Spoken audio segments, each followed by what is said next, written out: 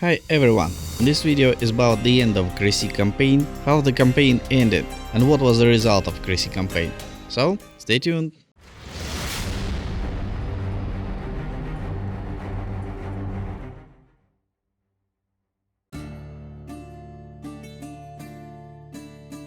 At the Battle of Crécy, Edward knighted his son, also Edward, nicknamed the Black Prince, although custom usually prescribed knighting before the battle.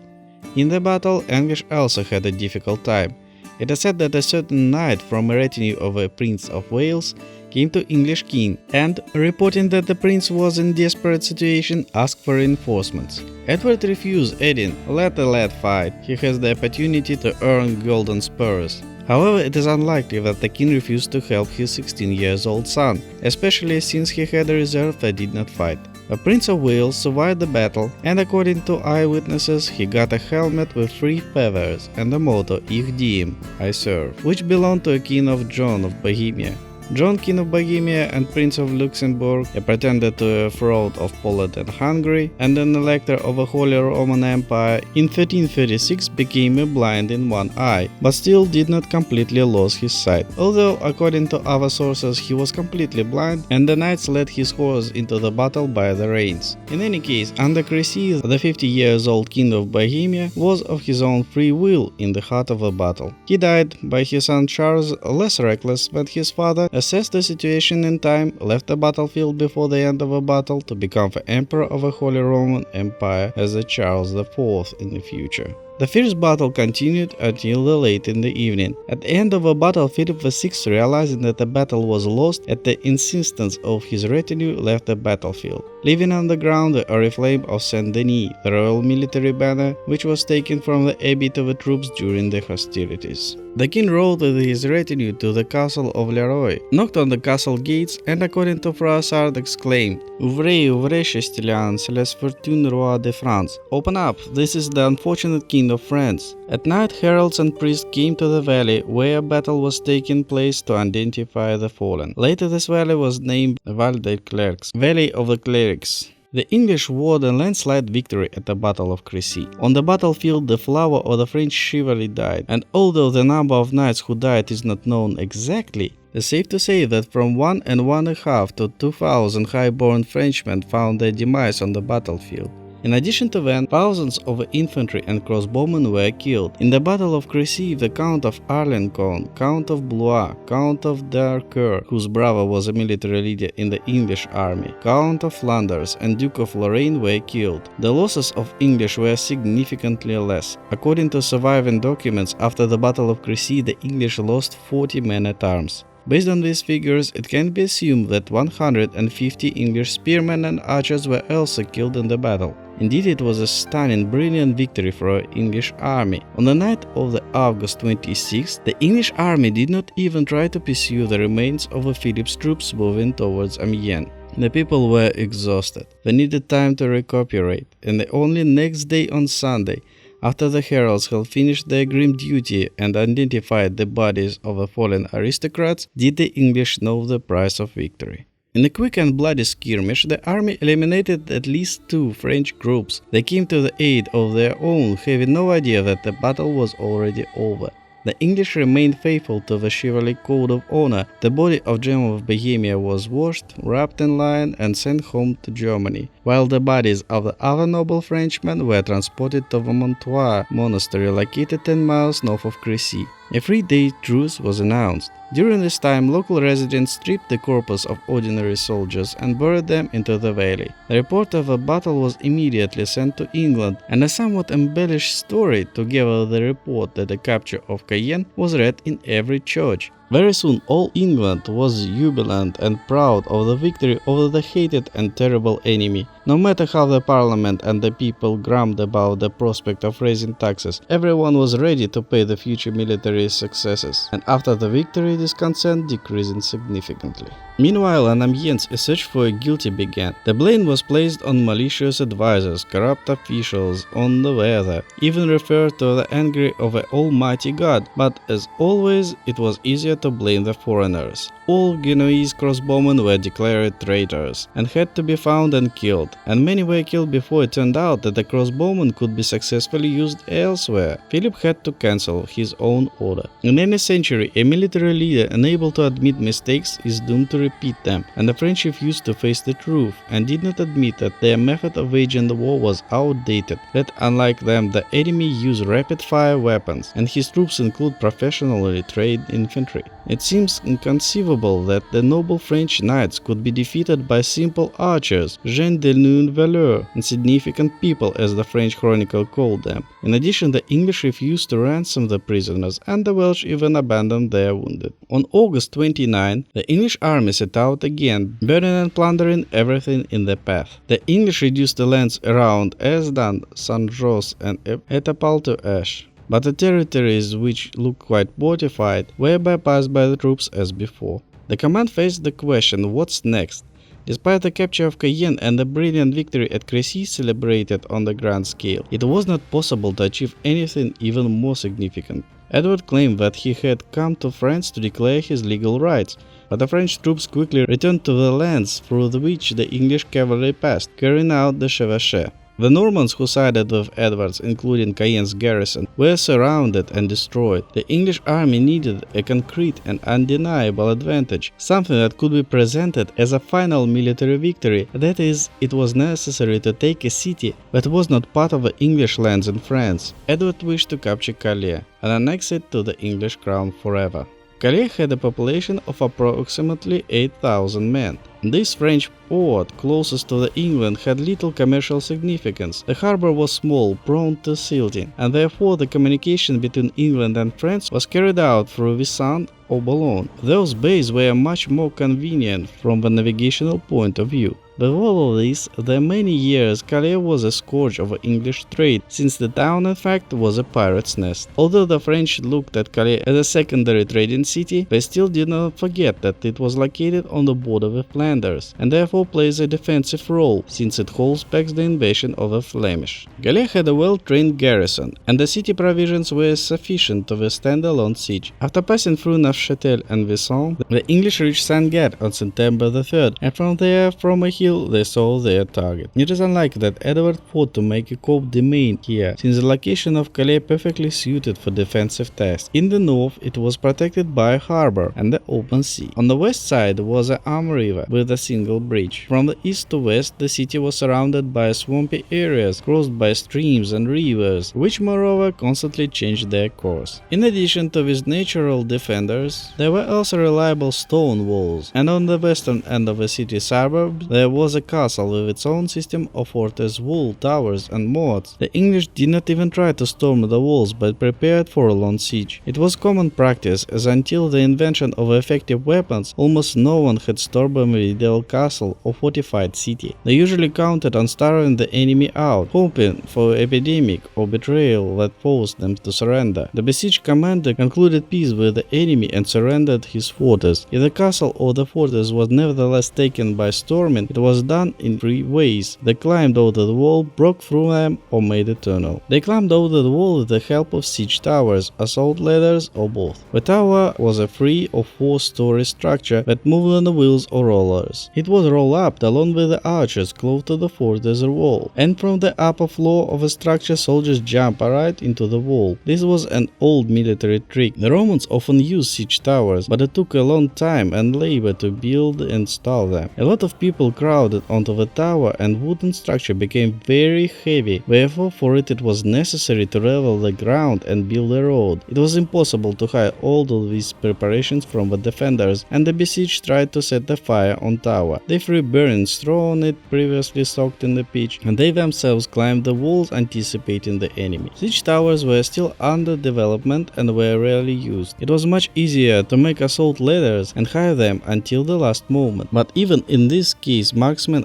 archers were needed who could knock defenders off the walls, and those who climbed first rarely managed to survive. To get into the city through the walls, it was necessary to breach a gap in them. They needed the help of battering ram. It takes a long time. Besides, debris of the wall and incendiary balls which the defender of a city dropped from above could always fall on the soldiers. Undermining required the help of sappers. A team of sappers dug under the wall while reinforcing the ceiling with wooden supports. The resulting corridor was lined with a combusting material. The pig's fat was the best suited for this, and set it on fire. As soon as the wooden supports began to burn, the ceiling collapsed. Many mechanisms were used for shooting the walls of the besieged city. The energy of twisted ropes was used with the help of a mangonel. Hair served best for this purpose. A rope was fastened to the end of a log, and then released, and the log straightening, hardening a stone or an incendiary ball. The springal, not much different from a Roman ballista, was a giant crossbow,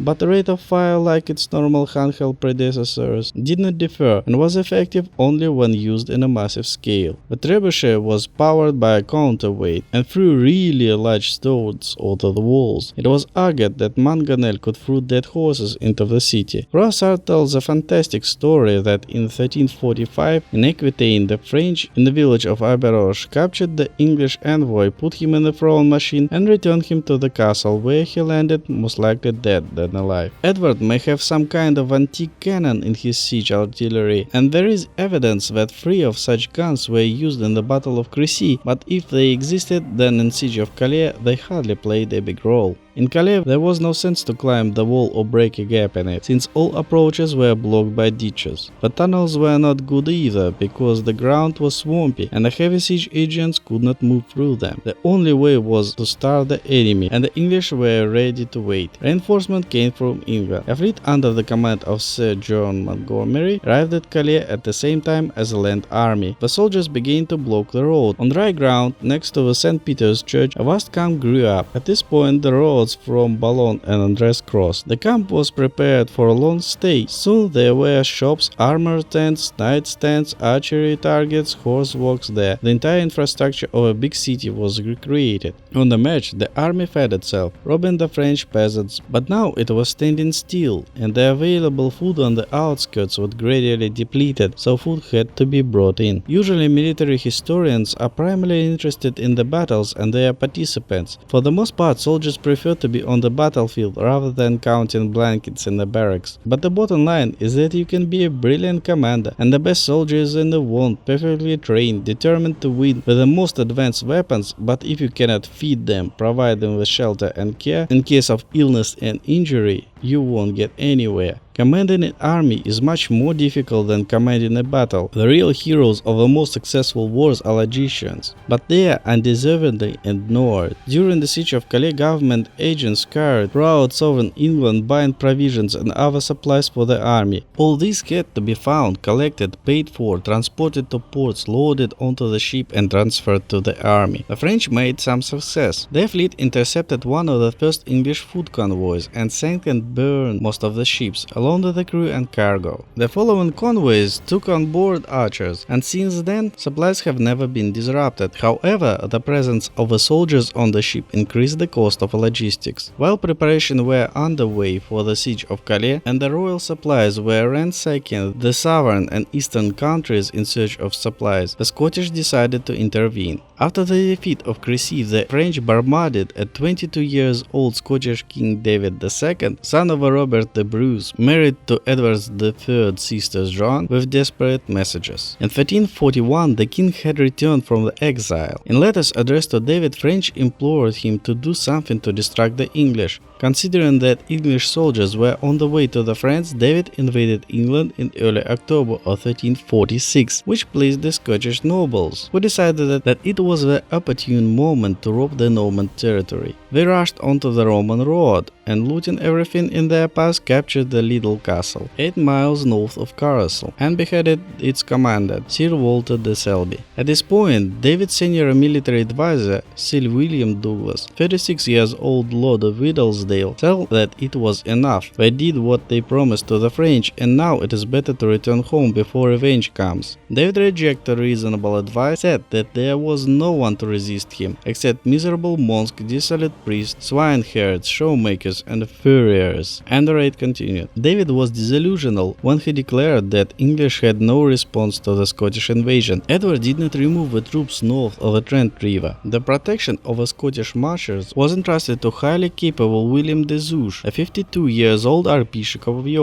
border guard and recruiting commissioner for the north. On October 13, he commanded the army of Barnard Castle, and the next day moved north to Bishop Auckland. In an army on 1,000 men-at-arms, 2,000 archers, and 5,000 spearmen opposed the Scottish army of about the same or slightly smaller number. The traditional three battles were led by Archbishop himself, Ralph Lord Neville, and Henry Lord Percy. The Scottish army was located a few miles north of Durham, on the territory of Beaurepaire Abbey. It still exists now, only it is called Bear Park. On October 17, 1346, a detachment of foragers of about 400 people led by Douglas came across the Archbishop's vanguard in a thick fog. And this meeting ended very sadly for Douglas. Only half of his detachment managed to escape. They rushed back and raised the alarm. The Battle of Neville Cross lasted almost an entire day. The Scottish fought according to the old scheme, and the English arrangement on the flanks killed them also according to the old method. When the ranks of the infantry closed and it became clear that the Scottish could not resist, the officers and soldiers on the flanks fled, leaving the king and his entourage. The King of Scotland and Sir William Douglas were captured and taken to the Tower, while those who survived fled home to Scotland. The man who took David prisoner was awarded the title of banneret and an annual rent of £500. The brave but reckless David was rumored to have received 2 head wounds. The surgeon removed one arrow, but the tip of a second was stuck into the head for many years, until one day during a prayer it jumped out by itself. Meanwhile, an attempt to bring down the walls of Calais by throwing stones failed. Too soft soil was not suitable for trebuchets and throwing machines, as they required a hard surface. The plan to take the walls from ships equipped with assault ladders was in the end rejected, despite the high cost of preparing the ships. Although the city was well supplied, food supplies could not but run out, and therefore the garrison commander Jean de Vigne, an experienced and competent officer, decided to send from the city to the neutral ground between the walls and the besieging enemy extra mouths, 2,000 inhabitants, women, children, old people, sick and infirm. At first, Edward did not want to give a corridor, and since people had nothing to eat except for the little that have took with them, they soon began to die. Edward took pity and gave them a pass. The garrison could not get food by land. Attempts to deliver food by sea were prevented by the English fleet, and only a few fugitives from the besieged city managed to reach the harbor. In the last month of summer and autumn, life in the English camp was quite comfortable, but with the onset of a winter condition worsened. The army on the march can be quite healthy, but as soon as it stops, illness immediately creeps in. In 1346, Edward's army was no exception. Though enough attention was paid to the cleanness of the water sources, latrines were primitive, flies and rats were found in abundance, and as a result dysentery started. Dysentery spread either from contact with the infected person or from eating something that a sick person touched. Symptoms of the disease were watery diarrhea, often bloody, nausea, vomiting, abdominal pain and fever. Although medieval men may have been less sustainable to the disease than we are today, diarrhea often ended fatally, but if one survived, his capability was greatly weakened. Many spearmen and archers became infected with worms, caught a cold, and the flu became common. In addition to illness, the soldiers were tormented by boredom. It was not easy to stand in one place for so long without the opportunity to become famous or rich. So deserters began to slowly appear, and many knights found the excuse to return to England, ostensibly to resolve a land dispute or to attend wedding of their son. The horses also suffered. They began to die from the cold. In any case, this is what chronicles testify. But since horses have a strong skin by nature and they can easily survive the winter, it was probably an epidemic or hunger. The hay was running out, and the barley and rye that were intended for horses were probably eaten by people. In February 1347, a decree was issued by the new military requirement: 3,600 archers, and Wales must provide spearmen. This was required not only to make make up for the losses caused by illness, desertion, and leave, but also to replace the contingent sent to Brittany with the Sir Thomas Dagworth. The previous year, the knight served in Brittany along with a small mobile detachment. He not only managed to distract the French from the siege of the English garrison of Brest, Le Neven or La Roche-de-Lyon, he also took part in a series of battles. Dagworth's tiny force of horsemen and archers distracted large groups of French soldiers and forced Charles of Blois to lift the blockade. Dagworth then joined the Chevauchés at Crécy, and in January 1347 he was returned to Brittany.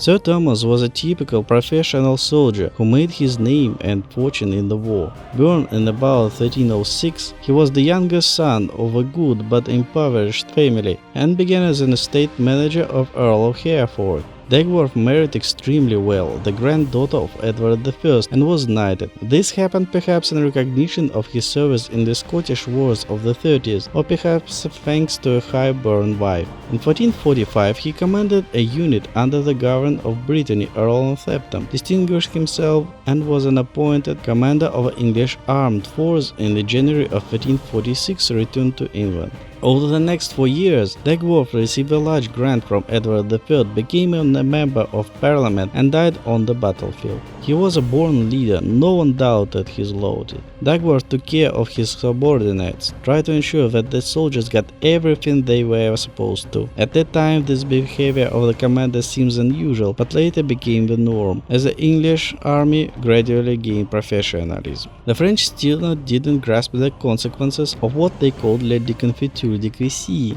the fall of Crécy. However, Philip could not ignore the blocking of Calais by the English army. The decisive attempts of the English to lift the siege from the sea were in vain. At the beginning of 1347, the French vessels were ordered to gather troops in Amiens by the May 29, but the army was ready to move on the campaign only in July. Edward was of course worried. Summer weather improved the health of the army, but there were still many sick. The long months of blockade significantly reduced the morale of the troops. Many of the soldiers lost their physical shape, and in June reinforcement of 100 healthiest horsemen and 400 archers were sent to Brittany to Dagworth. This of course weakened the army in Calais, but nevertheless proved to be a profitable investment. Charles of Blois renewed the siege of La Roche-de-Lyon in the hope of luring the English army to lift the siege of Calais, and he would win the battle on his own terms. In fact, it was French who suffered a crushing defeat, for on June 20, 1347, Sir Thomas Dagworth launched a night attack on the French army and defeated it outright. Thomas himself was wounded, taken prisoner, escaped, was captured again and escaped again. At the dawn of June 21st, it turned out that the half of the French horsemen were killed, and those knights who did not die were taken prisoner, including Charles of Blois himself. Sir Thomas sold him to the king for £3,500. The balance of power in Brittany turned upside down in one fell swoop, and the foundation was laid for the ultimate success of Montfort's party in the War of Britain Succession. Meanwhile, the situation of besieged Calais was becoming more and more dramatic. The garrison ate all horses and proceeded to the cats and dogs. Jean de Vienne released another 400 townspeople who were not capable for defense. This time Edward did not allow them to pass through their lines, refused them food and water, which doomed them to death. Not everyone in the English camp agreed to this. The majority approved the measure. By allowing the previous group to leave without hindrance, the English gave de Vienne the opportunity to extend the blockade, since he was saved on foot. In addition, spies and messengers could leave the city along with the ordinary people. It was a tough decision, but under circumstances, possibly the right one. The French army was advancing from Amiens, and messengers were sent to England to call for the help of the knight and those who went for horses to replace those who died in the winter. During the siege, the attacking army must not only be ready for the maneuvers of the opposing side, but also expect an attack from behind at any moment. The French army reached Saint-Gall and made sure that the English surrounded themselves with trenches, so they were all prepared and able to withstand the attack. The French not too confidently threw a cry for the attack, but immediately retreated. The news of La Roche-de-Lyon reached them, and even after the defeat of Crécy, the soldiers were not optimistic. Many did not see the point in continuing the war, and therefore the army moved back to Amiens. A cavalcade led by the Counts of Lancaster and Northampton accompanied them. They did not allow the French to rest and restore the fighting spirit. Philip ordered his battles to dismiss. Meanwhile, Jean de Vienne was waiting for help in besieged Calais. But with the departure of Philip's army, the last hope disappeared. The defenders of the city sent an envoy to the English to negotiate, and Edward appointed the Sir Walter Manny as negotiator. Devine said he would hand over the city if life and property were preserved for residents.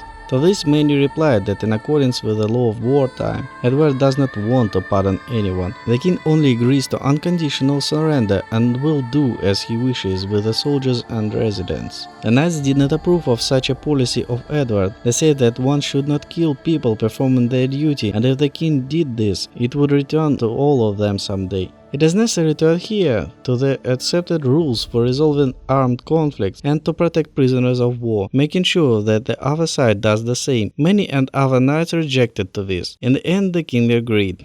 Devine was informed that most of the garrison and residents would be pardoned, but their property would be confiscated, and in addition 6 of the most famous people of the city should come to Edward in only shirts with ropes around their necks and bring the keys into the city. On morning on August 3, 1347, Calais surrendered, and what happened was described by French legends, desperate to create a heroic story of 2 disastrous years. They tell how 6 townspeople led by Eustache de Saint-Pierre, who supposedly took on this mission himself, left the city gates and stood before the victors. The English army lined up like a parade with the king, queen and the high nobles seated on the day. The exhausted people approached the day and fell to their knees, and de Saint-Pierre asked for forgiveness. Edward refused him and gave the order to immediately behead all 6. The high-born officers began to whisper with the concern. Execution without absolution seems inconceivable. Edward was implacable, and only when the pregnant Queen Philippa piteously pleaded with her husband, he agreed to spare the townspeople's life. In fact, it was carefully prepared and rehearsed performance. The world should have known that Edward was capable of mercy, and the Queen probably would not have persuaded her husband in public, not hoping for success. In the same way, the knights could advise the king ahead of time for forgiving the townspeople and would not dare to anger him in presence of a defeated army. In any case, Saint-Pierre and his comrades were indeed spared. Jean Devine and noble French knights were imprisoned in the tower, and their houses, along with the property, passed on to the ownership of King Edward. It turned out that insignificant commercial port of Calais is filled with riches beyond description. The fact is that the townspeople have been engaged in piracy for many years, and when the inhabitants were expelled almost in the clothes they were wearing, the winners collected the loot and started distributing it. They say that in Europe there was no woman who did not wear something taken from Calais. Edward was determined to keep Calais, more in order to rule the city as a part of English France. This territory was supposed to turn into a colony with English merchants. They were encouraged to move there forever, promising free houses and land. Calais remained in English possession for 211 years, after which, due to negligence of the Tudors and the cunning of the French during the reign of Mary Tudor, it was lost. Edward was going to consolidate the victories of Crécy and Calais by arranging another great chevauchée, which would end the war once and for all. But the grueling siege wore out the army, and money again became tight, and therefore the French offered negotiation through their cardinals. Edward was ready to listen to them. The French needed a truce. They suffered seriously defeats in Normandy, Aquitaine, Flanders, and Brittany, and although their country was quite wealthy, there was not enough money to pay off the army. Negotiators scurried between Calais and Amiens, trying to achieve at least some agreement that would end the war. The English, of course, were in a stronger position, and when the 9-month truce was signed at the end of September 1347, they had everything they conquered. At home, Edward was met with jubilation. Parliament agreed that the money was well spent. The king's authority was grown significantly thanks to his personal military prowess. The capture of Calais and the movement of new residents to France was seen as an excellent opportunity to expand trade. Henceforth, England entered Europe without the support of Flemish, especially since this support was unstable. On April 23, 1348, on the day of St. George, the king established the Knightly Order of Garter, the number of members of which was limited to 26 veteran knights who proved themselves in battle. The order was supposed to exalt the court of Edward, make it no worse than any royal court in Europe. Only the king and his heirs could lead the order, as well as accept new members. They set only 2 conditions: the knights could not fight each other and leave the country without the permission of the king. Of the 26 members of the Order, 18 fought at Crécy. The rest distinguished themselves in the other battles. In Windsor Castle, the Order had a chapel of St. George. The Order was supported by 26 poor knights captured by the French. To gain freedom, they had to sell their estates. The Garter was not first knightly order. One was such in Hungary, the other in Castile, but both had long ceased to exist and were not so prestigious. There are many speculations about the origins of the order's name. Most believe that the Countess of Salisbury dropped her garter and that it happened when the king danced with her. The king lifted the garter, put it on his leg and said, "Honisso aquali pons." It is shame to who thinks badly about it. There are, however, other candidates for the place of a legendary countess, and it is unlikely that it was Catherine Montague, Countess of Salisbury, because in 1347 he was almost 50 years old. Rather, it is about Joan, a daughter of the Earl of Kent, accused of a conspiracy against the Queen and executed by the order of Mortimer. This woman has a juicy past. In addition, Joan, the mysterious Alice Salisbury, claims to the role of the lost, who was, according to some counts, the king's mistress, and according to the other, a victim of violence on his part. We will never know the truth, but a simpler and more probable explanation of the emblem would be something that could be worn over the armor. Therefore, with the same success, the order could be called the Order of the Armband. In the motto "Shame on the one who thinks that badly about it," the words "about it" can be attributed to the England's claim to the French throne. The Order of the Garter is the oldest knightly order in the world now, and although 12 canons did not survive the Reformation, 26 knights of the order are currently exist. The knights are no longer necessarily poor, but they are still retired. Thanks to William IV, they are now called War Knights of Windsor. And then the situation changed. Both parties had no time for war, they had more difficult times. Well, another chapter is over. Thank you very much for watching. Like it if you do, subscribe if you don't want to miss more. Thank you very much. Bye bye.